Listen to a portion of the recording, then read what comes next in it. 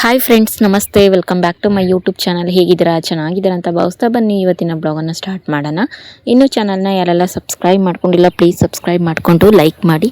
ಹಾಗೆಯೇ ನಿಮ್ಮ friends and family ಮೆಂಬರ್ಸ್ಗೂ ಕೂಡ ಶೇರ್ ಮಾಡಿ, ಅವರು ಕೂಡ ನೋಡಿ ಚಾನಲ್ಗೆ ಸಪೋರ್ಟ್ ಮಾಡಲಿ ಅಂತ ಕೇಳ್ತಾ ಬ್ಲಾಗನ್ನು ಶುರು ಮಾಡ್ತಾಯಿದ್ದೀನಿ. ಇನ್ನು ನೋಡ್ತಾ ಇರ್ಬೋದು, ಕೆಲವೊಂದು ಕೆಲಸಗಳನ್ನ ರಾತ್ರಿಯೇ ನಾವು ಮಾಡಿ ಮುಗಿಸಿದ್ರೆ ಬೆಳಗ್ಗೆ ನಾವು ಮಾಡುವಂಥ ಕೆಲಸಗಳು ತುಂಬಾ ಅತಿ ಸುಲಭವಾಗಿ ಮಾಡ್ಬೋದು, ಈಸಿಯಾಗಿರ್ತವೆ. ಯಾವ ರೀತಿ ಅಂತ ಅಂದರೆ, ಈ ಹಸುಗಳು ಇರೋ ಮನೇಲಿ ಮಕ್ಕಳು ಕೂಡ ಸ್ಕೂಲ್ಗೆ ಹೋಗ್ತಾರೆ ಅಥವಾ ಹಸ್ಬೆಂಡ್ ಕೂಡ ಸಪೋರ್ಟಿಗೆ ಇರಲ್ಲ ಅಂದರೆ ಅವರು ಬೇರೊಂದು ಕಡೆ ಕೆಲಸ ಮಾಡ್ತಿರ್ತಾರೆ. ಸೊ ಒಬ್ಬರೇ ಮಾಡಬೇಕಾಗುತ್ತೆ. ಆ ಥರ ಟೈಮಲ್ಲಿ ಇದೊಂದು ಕೆಲಸಗಳನ್ನ ಮಾಡಿಕೊಂಡ್ರೆ ಅಂಥವ್ರಿಗೆ ತುಂಬ ಒಳ್ಳೆಯದಾಗುತ್ತೆ. ಎಕ್ಸಾಂಪಲ್ ನಾನೇ, ಇದೆಲ್ಲನೂ ಕೂಡ ಈಗ ನನಗೇ ಅನ್ವಯಿಸುತ್ತೆ. ಸೊ ಯಾವ ರೀತಿ ಅಂತ ಅಂದರೆ, ಕೆಲವೊಂದೊಂದು ಪಾತ್ರೆ ಬಿಡೋದಾಗಿರ್ಬೋದು, ಅಡುಗೆ ಆದ ನಂತರ, ಊಟ ಆದ ನಂತರ ಬಾಗಿಲು ಕಸ ಗುಡಿಸಿ ರಂಗೋಲಿ ಬಿಡೋದಾಗಿರ್ಬೋದು, ಅಥವಾ ಎಲ್ಲ ಅಡುಗೆ ಮನೆಯೆಲ್ಲ ಒರೆಸ್ಬಿಟ್ಟು ಕಸಗಳೆಲ್ಲ ಗುಡಿಸಿ ಎಲ್ಲನೂ ಮಲ್ಕೋದಾಗಿರ್ಬೋದು. ಈ ಥರ ಎಲ್ಲ ಕೆಲಸಗಳನ್ನ ನಾವು ಆಲ್ಮೋಸ್ಟು ನಾವು ರಾತ್ರಿ ಮುಗಿಸಿದ್ರೆ ಬೆಳಗ್ಗೆ ಹೊತ್ತು ನಮಗೆ ಈಸಿ ಆಗುತ್ತೆ.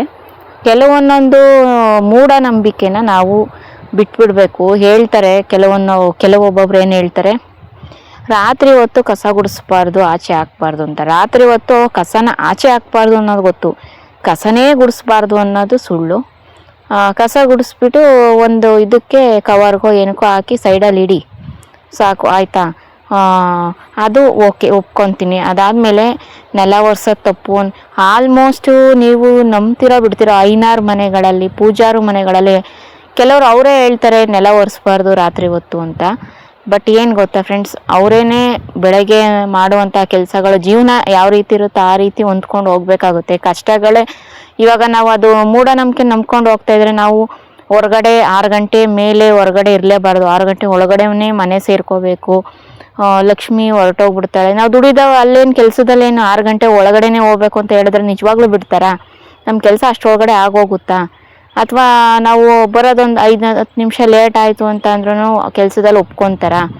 ಜೀವನ ನಡೆಯುತ್ತಾ? ನಾವು ಬರೀ ಮೂಢನಂಬಿಕೆನ. ಹಂಗಾದ್ರೆ ಯಾವ ರೀತಿ ಅಂತ ಅಂದರೆ, ನಾವು ಕೆಲ್ಸಕ್ಕೆ ಹೋಗ್ದಲ್ಲೇ ಪೂಜೆ ಪುನಸ್ಕಾರ, ಲಕ್ಷ್ಮಿನ ಈ ರೀತಿ ಪೂಜಿಸ್ಬೇಕು, ಆ ರೀತಿ ಪೂಜಿಸ್ಬೇಕು ಅಂತ ಕೂತ್ಕೊಂಡ್ರೆ ನಿಜವಾಗ್ಲೂ ಲಕ್ಷ್ಮಿ ನಮಗೆ ನೀನು ಮಾಡಿದ್ಯಮ್ಮ, ಕೂತ್ಕೊಂಡೇನೆ ನನ್ನ ಪೂಜೆ ಮಾಡಿದ್ದೀಯಾ, ಇನ್ನೇನು ಬೇಡ ಅಂತ ಅಂದ್ಬಿಟ್ಟು ಪ್ರತ್ಯಕ್ಷ ಆಗಿಬಿಟ್ಟು ಏನಾದರೂ ದವಸ ಧಾನ್ಯ ಇವೆಲ್ಲನೂ ಕೂಡ ನಾಣ್ಯಗಳನ್ನ ಎಲ್ಲ ಕೊಟ್ಬಿಟ್ಟು ಹೋಗ್ತಾಯಾ?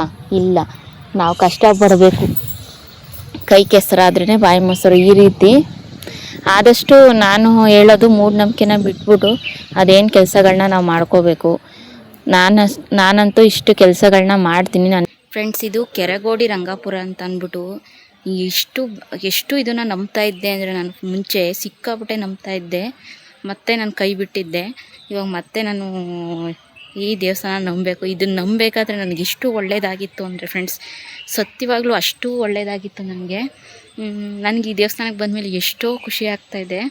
ಆವಾಗ ಭೀಮ್ನಮಸಲ್ಲಿ ಬರ್ತಾಯಿದ್ದೆ ನಾನು. ಸಿಕ್ಕಾಪಟ್ಟೆ ಒಳ್ಳೆಯದಾಗಿತ್ತು ನನಗೆ, ಎಷ್ಟು ಖುಷಿಯಾಗಿದ್ದೆ. ಇವಾಗ ಇದನ್ನು ನಂಬಿಕೆ ಇಟ್ಟವರಿಲ್ಲ ಅಂತ ಹೇಳ್ತಾರಲ್ಲ, ಹಂಗೆ.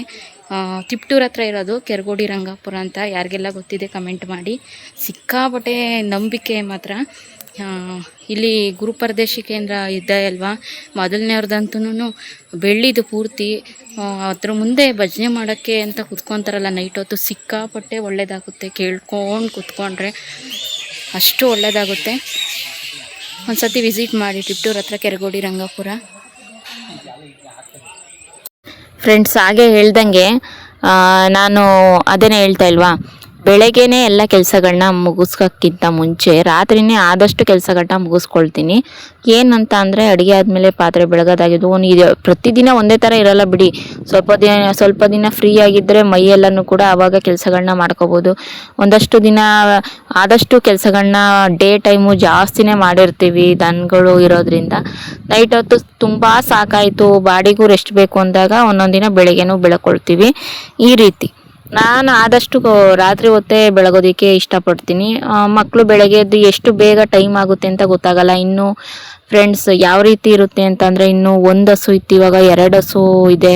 ಹಾಲು ಕರಿಯೋದಾಗಿರ್ಬೋದು, ಕಸ ಬಾಚೋದಾಗಿರ್ಬೋದು, ಎಲ್ಲ ಕೆಲಸಗಳು, ಹಾಲು ಹಾಕಿ ಬರಬೇಕು, ಅವೆಲ್ಲನೂ ಇರುತ್ತೆ. ಮಕ್ಕಳು ರೆಡಿ ಮಾಡಬೇಕು, ತಿಂಡಿ ಮಾಡಬೇಕು, ಅವನು ಹೊರಡ್ಸೋದೇ ಒಂದು ಸಾಧನೆ ಅಂತ ಹೇಳ್ಬೋದು. ವ್ಯಾನ್ ಬಂದು ಹತ್ಸೋವರೆಗೂ ಅದೊಂಥರ ಸಾಧನೆ ಅಂತಲೇ ಹೇಳ್ಬೋದು. ಮಕ್ಕಳನ್ನ ಒಬ್ರನ್ನ ಕಳ್ಸೋದು ಕಷ್ಟ, ಇಬ್ರಿಬ್ರನ್ನ ಕಳಿಸೋದು ನಿಮಗೆ ಗೊತ್ತಿರುತ್ತೆ. ಸೊ ಹಾಗಾಗಿ ಟೈಮ್ನ 8:30 ಅಷ್ಟರೊಳಗಡೆ ಕೆಲಸಗಳನ್ನೆಲ್ಲ ಮುಗಿಸಿ ಮಕ್ಕಳನ್ನು ಕೂಡ ಕಳಿಸೋ ಅಂತಹ ಕೆಪಾಸಿಟಿ ಇರಬೇಕು ಅಂತಂದರೆ ನಾವು ಸುಮ್ಮನೆ ನಾವು ಹೇಳ್ದಂಗೆ ಆಗಲ್ಲ, ಅಷ್ಟೇ ಕಷ್ಟಪಡಬೇಕಾಗುತ್ತೆ. ಸೊ ಹಾಗಾಗಿ ಆದಷ್ಟು ಪಾತ್ರೆ ಬೆಳಗೋದು, ಕಸ ಗುಡಿಸೋದು, ನೆಲ ಒರೆಸೋದು, ರಂಗೋಲಿ ಬಿಡೋದು, ಅಡುಗೆ ಮನೆಯೆಲ್ಲ ನೀಟಾಗಿ ಕ್ಲೀನ್ ಮಾಡೋದು. ನೀರಂಟೆಗೆ ಏನಾದರೂ ಗೀಸರ್ ಇದ್ದರೆ ಓಕೆ, ಬಟ್ ಇಲ್ಲ ಅಂದರು ಅಂಡೆ ಗುರಿ ಹಾಕ್ಬಿಟ್ಟು ನೀರು ತುಂಬಿಬಿಟ್ಟು ಭಾರವಾದ ಪಾತ್ರೆನ ಅಂಡೆ ಮುಚ್ಚಳದ ಮೇಲೆ ಇಟ್ಟರೆ ತಣ್ಣಗಾಗಲ್ಲ, ಬಿಸಿ ಇರುತ್ತೆ ನೀರು. ಬೆಳಗ್ಗೆ ಹೊತ್ತು ಒಂದು ಗರಿ ಹೆಚ್ಚಾಕಿದ್ರೂ ಕೂಡ ಕಾದೋಗುತ್ತೆ. ಆ ಥರ ಎಲ್ಲ ಮಾಡಿಟ್ಕೊಂಡ್ರೆ ತುಂಬಾ ಈಸಿ ಆಗುತ್ತೆ ಫ್ರೆಂಡ್ಸ್. ಬೆಳಗ್ಗೆ ಏನಿದ್ರು ಒಗ್ಗರಣೆ ಹಾಕೋದು. ನೀವು ಆದಷ್ಟು ಏನಾದರೂ ತುಂಬ ರಿಸ್ಕ್ ಆಯಿತು ಅಂತಂದರೆ ಕೆಲವೊಂದೊಂದು ಗೊಜ್ಜುಗಳನ್ನ ಮಾಡಿಟ್ಕೊಳ್ಳಿ. ಚಿತ್ರಾನ್ನ ಗೊಜ್ಜು, ಪುಳಿಯೋಗರೆ ಗೊಜ್ಜು ಫ್ರಿಜ್ಜಲ್ಲಿ 2 ದಿನ ಅಂತೂ ಇದ್ದೇ ಇರುತ್ತೆ. ತೀರಾ 1 ದಿನ ಇಟ್ಕೊಳ್ರಿ ಸಾಕು, ಅದ್ರ ಮೇಲೆ ಇಟ್ಕೊಬೇಡ್ರಿ. 1-2 ದಿನ ಅಷ್ಟೇ, ಏನು ತೀರಾ ಅಷ್ಟೊಂದು ಇದಿಲ್ಲ. ತೀರಾನ ಇಲ್ಲ ನಾನು ಫ್ರೆಶ್ಶಾಗೆ ಮಾಡ್ತೀನಿ ಅನ್ನೋರು ಕೂಡ ಮಾಡ್ಕೋಬೋದು. ಏನೋ ಒಂದು ಹೇಳ್ತೀನಿ, ಕೆಲವ್ರು ಹೇಳ್ತಾರೆ ಅಂದರೆ ಅವ್ರವ್ರ ಅನುಕೂಲ ತಕ್ಕನಂಗೆ ಮಾಡ್ತಾರೆ. ನಮಗೂ ಕೂಡ ಅನುಕೂಲ ತಕ್ಕನಾಗಿ ನಾನು ಮಾಡ್ಕೊಂಡು ಹೋಗೋದು. ಚಿತ್ರಾನ್ನದ ಗೊಜ್ಜು, ಆಮೇಲೆ ಟೊಮೊಟೊ ಗೊಜ್ಜು, ಆಮೇಲೆ ಪುಳಿಯೋಗರೆ ಗೊಜ್ಜು, ಅದಾದಮೇಲೆ ದೋಸೆ ಇಟ್ಟು ಇಡ್ಲಿ ಮಾಡ್ಕೊಬೋದು, ಒಂದು ದಿವಸ ದೋಸೆ ಮಾಡ್ಕೊಬೋದು, ಒಂದಿನ ಪಡ್ಡು ಮಾಡ್ಕೊಬೋದು, ಈ ರೀತಿ. ಅದಾದ ನಂತರ ಈ ಥರ ಈಸಿ ಆಗೋ, ಆಮೇಲೆ ತೆಂಗಿನಕಾಯಿನ ತುರಿದು ಒಂದು ಬಾಕ್ಸ್ ಒಳಗಡೆ ಗಾಳಿ ಆಡ್ದಂಗೆ ಫ್ರಿಜ್ ಒಳಗಡೆ ತುರಿದ್ಬಿಟ್ಟು ಎತ್ತಿಟ್ಕೊಳ್ಳೋದು, ಅದು ತುಂಬ ಈಸಿ ಆಗುತ್ತೆ. ಪಲ್ಯಗಳಿಗೋ ಸಾಂಬಾರು ರುಬ್ಬೋದಕ್ಕೋ ಈ ರೀತಿ ಈಸಿ ಆಗುತ್ತೆ. ಬೆಳಗ್ಗೆ ತುರ್ಕೊಂಡು ಕುತ್ಕೊಳ್ಳೋಕ್ಕಾಗಲ್ಲ. ಈ ಥರ ಕೆಲವೊಂದು ತರಕಾರಿನ ತೊಳೆದ್ಬಿಟ್ಟು ಕಟ್ ಮಾಡಿ ನಾವು ಏನಾರು ಪಲಾವ್ ಮಾಡ್ತೀನಿ ಅಂತ ಅಂದರೆ ಅವನು ಕೂಡ ನೀವು ಏನು ಮಾಡ್ಬೋದು ಅಂತಂದರೆ ತೊಳೆದ್ಬಿಟ್ಟು ಒಂದು ಬಾಕ್ಸಿಗೆ ಹಾಕಿ ಮುಚ್ಚಳ ಬಿಗ್ಗೆಗೆ ಹಾಕ್ಬಿಟ್ಟು ಫ್ರಿಜ್ ಒಳಗಡೆ ಇಟ್ಟು ಬೆಳಗ್ಗೆದ್ದು ನೀವು ಇದು ಮಾಡ್ಕೋಬೋದು. ಈ ಥರನೂ ಇದೆ ಆಪ್ಷನ್ನು. ಆದರೆ ಅದೇನಿದ್ರು ಸಂಜೆ ಕಟ್ ಮಾಡ್ತಾರೆ, ಬೆಳಗ್ಗೆ ಒಗ್ಗರಣೆ ಹಾಕೋ ಥರ. ಇನ್ನು ಪುಳಿಯೋಗರೆ ಗೊಜ್ಜು ಆ ಥರ ಎಲ್ಲನೇ 2 ದಿನ ಅಷ್ಟೇ, 1 ದಿನ 2 ದಿನ ಅಷ್ಟೇ. ಈ ಥರ ಆದಾಗ ತುಂಬ ಈಸಿ ಆಗುತ್ತೆ ಫ್ರೆಂಡ್ಸ್. ಅಷ್ಟೇ. ಇನ್ನು ಈ ಥರ ನಾನು ಕೆಲವೊಂದೊಂದು ಅಡುಗೆಗಳನ್ನ ಈಸಿ ಮಾಡ್ಕೊತೀನಿ. ಬೆಳಗ್ಗೆ ಎದ್ದು ಗೊಜ್ಜುಗಳಿದ್ರೆ ಅನ್ನ ಮಾಡಿ ಕಳಿಸ್ಬಿಟ್ಟು ಮಕ್ಳಿಗೆ ಕೊಡ್ಬೋದು. ಈ ಥರ ತೀರಾ ನಾನು ಹೇಳ್ತಿಲ್ಲ ಮಕ್ಳಿಗೆ ಹೆಲ್ದಿ ಫುಡ್ ಕೊಡಿ ಅಂದಾಗ ಇದು ಕೂಡ ಹೆಲ್ದಿನೇನೆ. ತೀರಾ ಏನೋ ನಾನು 3-4 ದಿನ, 1 ವಾರ ಈ ಥರ ನಾನು ಇಟ್ಕೊಂಡು ನಾನು ತಿನ್ನಿಸ್ತಾ ಇಲ್ಲ. ಈ ಥರ ಈಸಿ ಮಾಡ್ಕೋಬೇಕು. ಬಡವನ ಕಷ್ಟ ಬಡವನಿಗೆ ಗೊತ್ತಿರುತ್ತೆ, ಶ್ರೀಮಂತನ ಕಷ್ಟ ಶ್ರೀಮಂತನಿಗೆ ಗೊತ್ತಿರುತ್ತೆ.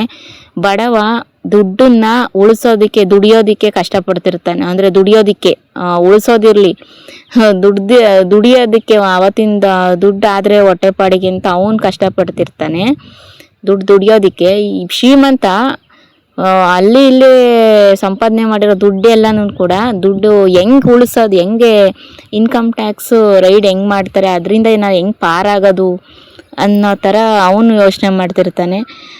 ಬಡವ ಹೊಟ್ಟೆಗೋಸ್ಕರ ಭಾರಿ ಕಷ್ಟಪಡ್ತಿರ್ತಾನೆ. ಅಂದರೆ ಊಟಕ್ಕೋಸ್ಕರ, ಒಂದೊಂದು ಹೊತ್ತಿನ ಊಟಕ್ಕೋಸ್ಕರನು. ಶ್ರೀಮಂತರ ಏನು ಮಾಡ್ತಾನೆ ಅಂದರೆ ಡಯಟ್ ಮಾಡ್ತಿರ್ತಾನೆ, ತಿಂದಿರೋದನ್ನ ಕರಗ್ಸೋಕ್ಕೆ.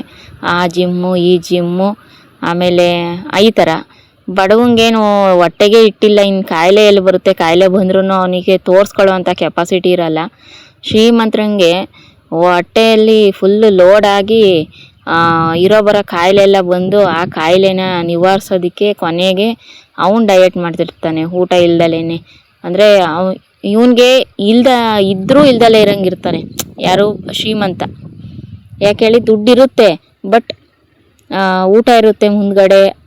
ದುಡ್ಡಿರೋದನ್ನ ತೀರಾ ಖರ್ಚು ಮಾಡೋಕ್ಕೂ ಆಗಲ್ಲ, ಇರೋದನ್ನ ಊಟನ ಇಷ್ಟಪಟ್ಟು ತಿನ್ನೋಕ್ಕೂ ಆಗಲ್ಲ. ಯಾಕಂತಂದರೆ ಅವನ ಬಾಡಿ ಒಳಗಡೆ ಹಲವಾರು ಕಾಯಿಲೆಗಳು, ಶುಗರ್ ಅಂತೆ, BP ಅಂತೆ, ಈ ಥರ ಕಾಯಿಲೆಗಳಿದ್ದೇ ಇರ್ತವೆ. ಸೊ ಹಾಗಾಗಿ ಅಲ್ಲಿದ್ದವ್ರಿಗೆ ಕಡ್ಲಿದ್ದವ್ರಿಗೆ ಅಲ್ಲಿಲ್ಲ, ಈ ಥರ ಎಲ್ಲ ಆಪ್ಷನ್ ಇರುತ್ತೆ. ಕೆಲವೊಂದು ಮಾಹಿತಿನ ನಾನು ಯಾಕೆ ಬ್ಲಾಗಲ್ಲೇ ಕೊಡ್ತಾಯಿದ್ದೀನಿ ಅಂದರೆ ಕೆಲವಷ್ಟು ಜನಕ್ಕೆ ಗೊತ್ತಾಗಲಿ. ಕೆಲವಷ್ಟು ಜನ ನನ್ನ ಬ್ಲಾಗ್ಗಳನ್ನ ಇನ್ಸ್ಪಿರೇಷನ್ ಆಗಿ ತಗೊಂಡಿರ್ತಾರೆ. ಆದಷ್ಟು ನನ್ನ ಜೀವನದಲ್ಲಿ ನಾನು ಕಷ್ಟಪಟ್ಟಿರೋದನ್ನು ಕೆಲವೊಂದು ಬ್ಲಾಗ್ಗಳಲ್ಲಿ ಹೇಳ್ಕೊಂಡ್ರೆ ತಪ್ಪೇನಿಲ್ಲ ಅಂತ ನಾನು ತಿಳ್ಕೊತೀನಿ. ಬಡವ ಶ್ರೀಮಂತ, ದುಡ್ಡಿಲ್ದಲೇ ಇರೋನು, ಕಾಯಿಲೆ ಹೊಂದಿರೋನು, ಬರ್ದಲೇ ಇರೋನು, ಹೊಟ್ಟೆಪಾಡು, ಇದ್ರ ಬಗ್ಗೆ ಎಲ್ಲನೂ ಕೂಡ ನಾನು ಒಂದು ಸವಿವರಾಗಿ ಹೇಳ್ಕೊಂಡಿದ್ದೀನಿ ಅಂತ ಭಾವಿಸ್ಕೊತೀನಿ. ಅದಾದಮೇಲೆ ನನಗೆ ಯಾವ ರೀತಿ ಈಸಿಯಾಗಿ ಮಾಡ್ಕೊತೀನಿ ಕೆಲಸ ಕಾರ್ಯಗಳಿದ್ದಾಗ ನನ್ನ ಸಂಸಾರ ನಿಭಾಯಿಸೋದಕ್ಕೆ, ಅದನ್ನೆಲ್ಲನೂ ಕೂಡ ಶೇರ್ ಮಾಡ್ಕೊಂಡಿದ್ದೀನಿ. ಮತ್ತು ಬಸ್ಸಾರು ಕೂಡ ಮೊಳಕೆ ಹುಳಿ ಕಾಳು ಸಾರುಗಳು ಬೇಗ ಆಗಬೇಕು ಅಂದರೆ ಮನೇಲಿರುವಂಥ ಕಾಳುಗಳನ್ನ ಯಾವ ರೀತಿ ಯೂಸ್ ಮಾಡ್ಕೊಳ್ಳೋದು, ಸಾಂಬಾರು ಮಾಡೋದು ಖರ್ಚಿಲ್ದಲೇ, ಅದನ್ನು ಕೂಡ ನಾನು ಶೇರ್ ಮಾಡ್ತೀನಿ ಇನ್ನು ಕೆಲವೊಂದಷ್ಟು ಬ್ಲಾಗ್ಗಳಲ್ಲಿ. ಬಸ್ಸಾರು ಕೂಡ ಮಾಡಿದ್ದೀನಿ. ಮೊಳಕೆ ಹುಳಿ ಕಾಳನ್ನ ಮೊಳಕೆ ಕಟ್ಟಿ ಒಂದು ದಿವಸ ಎಲ್ಲ ನೆನೆಸ್ಬಿಟ್ಟು ತೊಳೆದು ಅದಾದ ನಂತರ ಮೊಳಕೆ ಕಟ್ಟರೆ ಅದೊಂದು ದಿನ ಮೊಳಕೆ ಹುಳಿ ಕಾಳು ಸಾಂಬಾರಾಗಿರ್ಬೋದು, ಬಸ್ಸಾರಾಗಿರ್ಬೋದು, ಈ ಥರ ಮಾಡ್ಕೋಬೋದು. ಮತ್ತು ತರಕಾರಿ ಸಾಂಬಾರಿಗೆ ಬೇಳೆ ಇಲ್ಲ ಅಂದಾಗ ಇದನ್ನೇ ಹಾಕಿ ತರಕಾರಿ ಜೊತೆಗೆ ಹುಳಿ ಕಾಳನ್ನ ಹಾಕಿ ಸಾಂಬಾರು ಮಾಡ್ಬೋದು. 3 ಥರ ಸಾಂಬಾರನ್ನ ಮಾಡ್ಕೋಬೋದು. ಅದಾದ ನಂತರ ನಾನು ಇಲ್ಲಿ ನಮ್ಮ ಹೊಸೊಲ ಅಂತ ಹೇಳ್ತಾರೆ ಅಲ್ಲಿಗೆ ಬಂದಿದ್ದೀನಿ. ಮತ್ತು ಜೋಳ ಶಾರ್ಟೇಜ್ ಆಗಿತ್ತು, ಹಾಗಾಗಿ ಸ್ವಲ್ಪ ರಾಗಿನೂ ಕೂಡ ಹುಗ್ಗಿದ್ದೀನಿ. ಹಾಗೆಯೇ ನೋಡ್ತಾ ಇರ್ಬೋದು ಇಲ್ಲಿ ಟ್ಯಾಕ್ಟ್ರೆಲ್ಲ ಹೊಡೆದಿದ್ದಾರೆ ನೀಟಾಗಿ, ಇನ್ನೊಂದು ಸ್ವಲ್ಪ ಹೊಡಿಸ್ಬೇಕು. ನಾನು ಬಾಟಲಲ್ಲಿ ನೀರಿಟ್ಕೊಂಡು ಬಂದಿದ್ದೀನಿ ಇವಾಗ. ಹಾಗೆಯೇ ಇನ್ನೊಂದು ತೋರಿಸ್ತೀನಿ ನೋಡಿ, ಜೋಳ ಹುಟ್ಟಿರೋದು ಹೊಲ ಇದು. ನಾನು ಹೇಳಿದ್ನಲ್ಲ ಆವಾಗ ನಮ್ಮ ಬಾವನ ಕೈಲಿ ಹೊಡ್ಸಿದ್ದೆ ಅಂತ ಹೇಳಿದ್ನಲ್ಲ, ಆ ಹೊಲ ಜೋಳ ಆಲ್ಮೋಸ್ಟ್ ಬಂದಿದೆ ನೋಡ್ತಾ ಇರ್ಬೋದು. ಇದಕ್ಕೆ ಯೂರಿಯಾ ಚೆಲ್ಲೋಣ ಅಂತ ಅಂದ್ಬಿಟ್ಟು ಬಂದಿದ್ದೆ ಗೊಬ್ಬರನ, ಸೊ ಚೆಲ್ಲಿದ್ದೀನಿ ನೋಡ್ತಾ ಇರ್ಬೋದು ಎಷ್ಟು ಚೆನ್ನಾಗಿ ಬಂದಿದೆ ಅಂತ ಅಂದ್ಬಿಟ್ಟು. ಓಕೆ, ಇವತ್ತಿನ ಬ್ಲಾಗು ನಿಮ್ಮೆಲ್ಲರಿಗೂ ಕೂಡ ಇಷ್ಟ ಆಗಿದೆ ಅಂತ ಭಾವಿಸ್ತೀನಿ. ಇದು ದನಗಳಿಗೆ ಇದೊಂದು ಸ್ವಲ್ಪ ಇನ್ನೊಂದು ತಿಂಗಳು ಕಳೆದ್ರೆ, 1 ತಿಂಗಳು 1.5 ತಿಂಗಳು ಮಳೆ ಚೆನ್ನಾಗಿ ಬಂದುಬಿಟ್ರೆ ಅಷ್ಟರೊಳಗಡೆ ಕುಯ್ದು ಅಲ್ಲೇ ಕಟ್ಟಾಕ್ಬಿಟ್ಟು ಹಾಕ್ಬೋದು. ಹೊಟ್ಟೆ ತುಂಬ ತಿನ್ನಿಸ್ಕೊಂಡು ಮನೆ ತಕ್ಕೆ ಹೊಡ್ಕೊಂಡು ಹೋಗ್ಬೋದು. ಹೊಲ್ಗಳು ದೂರ ಫ್ರೆಂಡ್ಸ್ ನಮಗೆ, ಸೊ ಹಾಗಾಗಿ ಸ್ವಲ್ಪ ಕಷ್ಟ ಆಗುತ್ತೆ. ನಡ್ಕೊಂಡು ಹೋಗೋದೇ ಏನಿಲ್ಲ ಅಂದರೂ 2 ಅವರ್ ಆಗುತ್ತೆ. ಹತ್ರ ಇದ್ದಿದ್ರೆ ಅದ್ರ ಕತೆನೇ ಬೇರೆ. ತೀರಾ ಹತ್ರ ಯಾವ ಜಾಸ್ತಿ ಇಲ್ಲ ಹೊಲಗಳು. ಇದೇ ಹೊಲ ಏನಾದರೂ ಹತ್ರನೇ ಇದ್ದಿದ್ದರೆ ಏನಾದರೂ ಬೆಳೆ ನೀರು ಹೊಡ್ಕೊಂಡು ಏನೋ ಮಾಡ್ಕೋಬೋದಾಗಿತ್ತು. ನಾವು ಕೂಡ ಹಳ್ಳಿಲೇ ಹುಟ್ಟಿರೋದು, ರೈತರ ಮಕ್ಕಳೇನೆ. ನಮಗೇನು ಮಾಡೋಕ್ಕೆ ಬರಲ್ಲ ಅಂತ ಏನಿಲ್ಲ, ಬಟ್ ಫೆಸಿಲಿಟೀಸು ಒಬ್ಬರೇ ಇರ್ತೀವಿ, ನಮ್ಮ ಸಪೋರ್ಟಿಗೆ ಇನ್ನೊಬ್ರು ಇದ್ದಿದ್ರೆ ಅನುಸರಿಸ್ಕೊಂಡು ಮಾಡ್ಕೊಂಡು ಹೋಗ್ಬೋದಾಗಿತ್ತು ಫ್ರೆಂಡ್ಸ್. ಓಕೆ, ನಿಮಗೆ ಇವತ್ತಿನ ಬ್ಲಾಗು ತುಂಬಾ ಇಷ್ಟ ಆಗಿದೆ ಅಂತ ಭಾವಿಸ್ತೀನಿ. ಇಷ್ಟ ಆಗಿದ್ದರೆ ಪ್ಲೀಸ್ ಲೈಕ್ ಮಾಡಿ, ಸಪೋರ್ಟ್ ಮಾಡಿ. Thank you for watching. Bye, take care.